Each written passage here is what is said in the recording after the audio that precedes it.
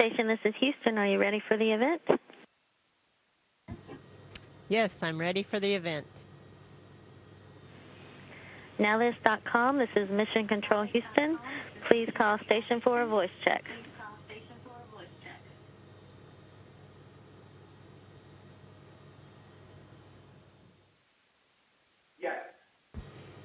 Carly, I'm ready if you are. Hi. Okay, great. Thanks, Peggy. Here we go.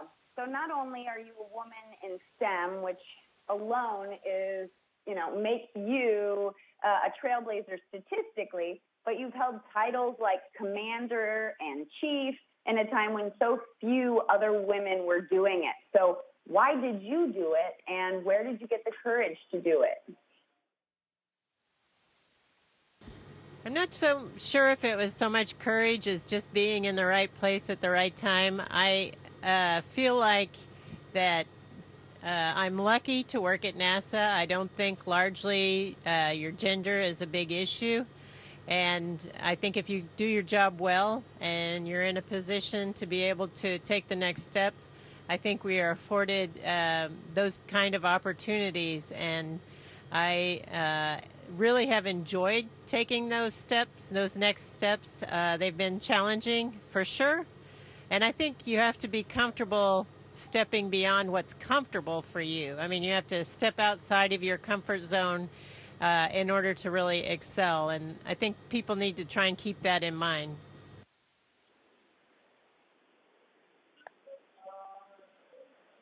Awesome. What type of obstacles or insecurities have you dealt with being a woman in a male-dominated field, and how do you overcome those?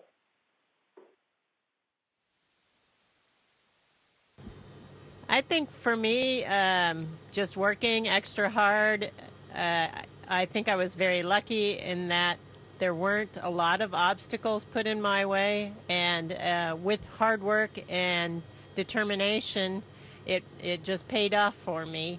And so I think that determination, that will, is very important as well.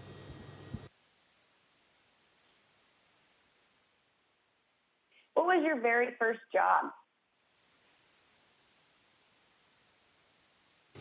It's funny you should ask that. I always say I've never had a real job because I've always worked at NASA. After I got my PhD, I did a postdoctoral fellowship at NASA, and from there started working for one of the contractors in the biochemistry area, and then later joined NASA directly. But it was still 10 years from the time I got my PhD until I was lucky enough to be selected as an astronaut.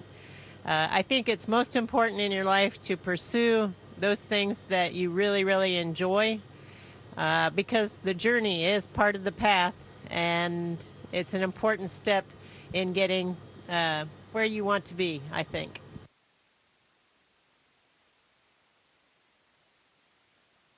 And why do women make great astronauts? I think it's because we're more flexible. Actually, I think we talk a lot about expeditionary skills up here. We want people to be adaptable to the situation, adaptable to the personalities they're working with. And I think that adaptation is important because you're working in such an unusually different environment. Being up here where there is no gravity changes your perspective on a lot of things. And I think that being able to adapt to lots of different environments is also important. So adaptability is probably the best answer I can give you there.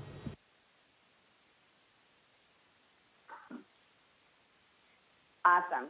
And what do you miss most about planet Earth, and what are you looking forward to accomplishing when you return? I miss the variety of food, and of course, my husband and my family. It's neat to be around friends, and I can still call them and talk to them on the phone, or we do occasional FaceTime type video conferences with family, and that's all great. But of course, I'd love to be back there with them. In general, I also one of my hobbies is plants, and I really love plants. But I was lucky enough on this mission. I've grown a couple of different types of cabbage, and we actually got to eat some of that. So that was a plus for two reasons: not only just growing them, but actually getting to eat some too.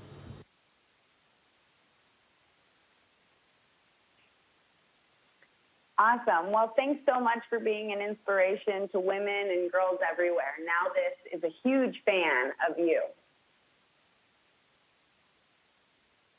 I'm very honored. Thank you very much.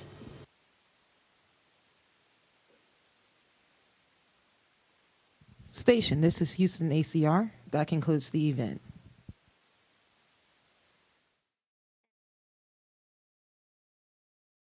Station, please stand by while we reconfigure video and audio communications.